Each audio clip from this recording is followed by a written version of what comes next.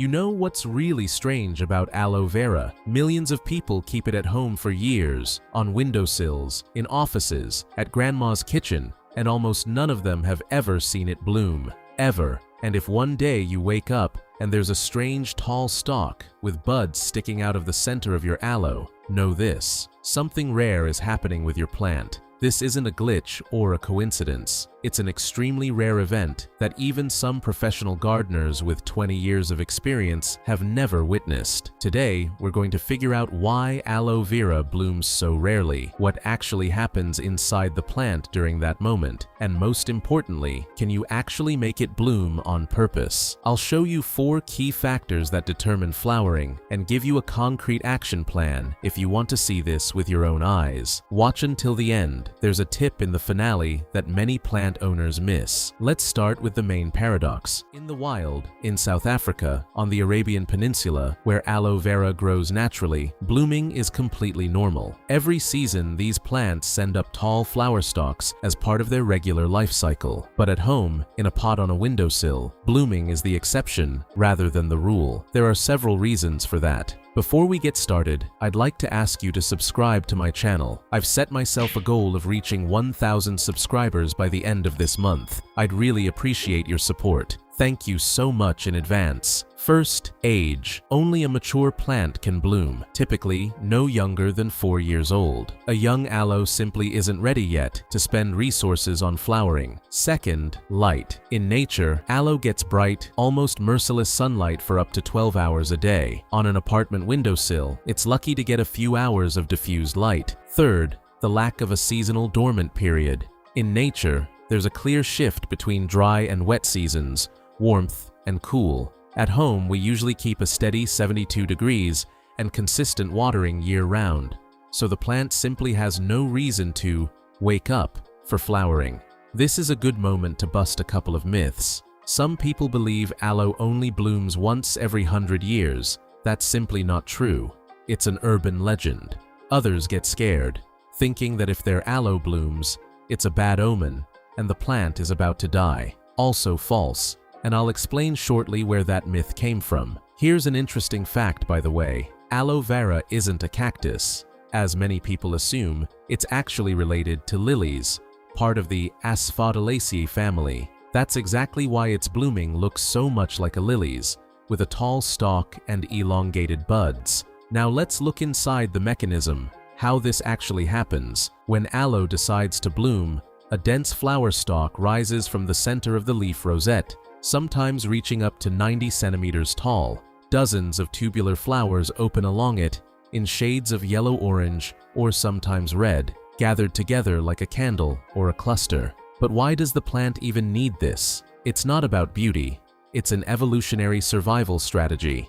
Flowering is triggered as a response to maturity and, interestingly, often to mild stress, like a change in conditions. It's the plant's way of saying it's time to reproduce, while conditions still allow it. In nature, this process has partners, birds, and insect pollinators drawn in by the bright nectar. Indoors, of course, there are no pollinators, so blooming usually stays a purely visual event without seeds forming afterward, unless you help the plant manually, which we'll get to shortly. Aloe typically blooms for several weeks, most often in late winter or early spring, when the days start getting longer. And here's a fact that might surprise you. In certain cultures, the nectar of some aloe species has actually been used in perfumery and folk medicine.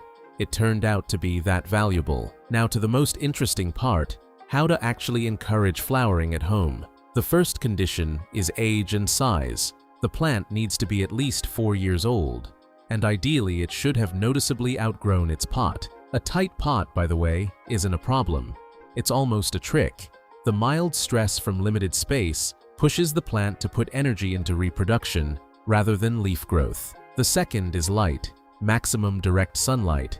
A south-facing window is ideal. If there's simply not enough light in winter, it's worth adding a grow lamp. The third, and probably the most important, is simulating a winter dormancy period. For 1 to 2 months, cut watering down to a minimum, and if possible, lower the temperature by a few degrees.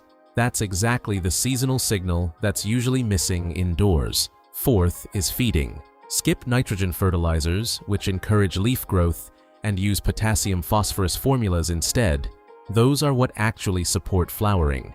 And fifth is soil. Repot the plant into a proper succulent substrate with good drainage so the roots don't sit in water. To sum it up quickly, age of at least 4 years, maximum light, a period of simulated dormancy, potassium-phosphorus feeding, and the right well-draining soil. Hit most of these points, and your chances of seeing it bloom go up significantly.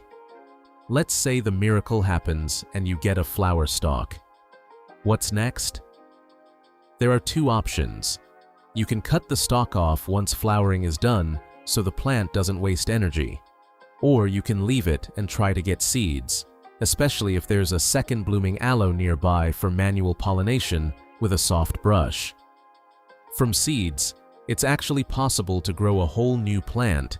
That's a genuinely fascinating separate process for anyone who enjoys experimenting. And don't worry about the mother plant.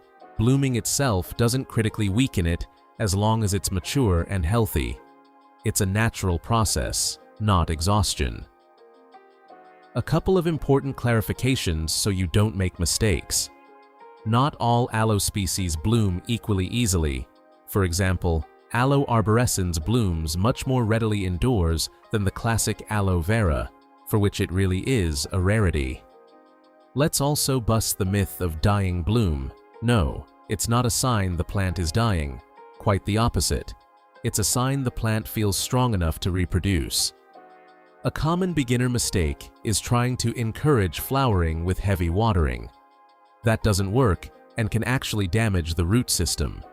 And if the flower stalk suddenly stops growing or starts drying out, the cause is usually simple: a sharp temperature swing or a drought. Let's sum everything up. Aloe Vera blooming isn't magic, and it isn't a rare omen. It's the result of a precise combination of conditions: age, light, temperature, and a bit of stress mimicking the natural cycle. The plant doesn't bloom to please us, it does it for its own survival, to continue its species. And maybe that's where the real beauty lies. If your aloe has ever bloomed, it's not chance, it's a small result of your care and the right conditions you created. Has your aloe ever bloomed? Let me know in the comments, and if you have a photo, share it. I'd genuinely love to see it. If you enjoyed solving this mystery with me, subscribe to the channel. There are plenty more secrets about the plants growing right under our noses that we know almost nothing about. See you in the next video.